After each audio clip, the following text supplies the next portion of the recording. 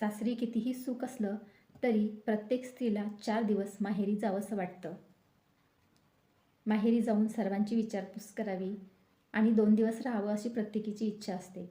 पण तुम्ही गेल्यानंतर माहेरी जर एकाच ठिकाणी बसून फर्माईश करत असाल, नुसतं टी व्ही बघत असाल, गप्पा करत असाल, तर काही दिवसानंतर मात्र तुम्ही कंटाळवाणी व्हायला लागता. पण ते जर तुम्ही गेल्यानंतर गप्पा करता करता हलकी-फुलकी कामं केली किंवा मदत करू लागली, किचनमध्ये थोडीशी मदत करू लागली, तुमची वहिनी असेल तर तिला थोडीफार मदत करू लागली, तर मग आनंदाचं वातावरण तयार होतं आणि तुम्ही पुन्हा यावं असं त्यांना वाटत असतं.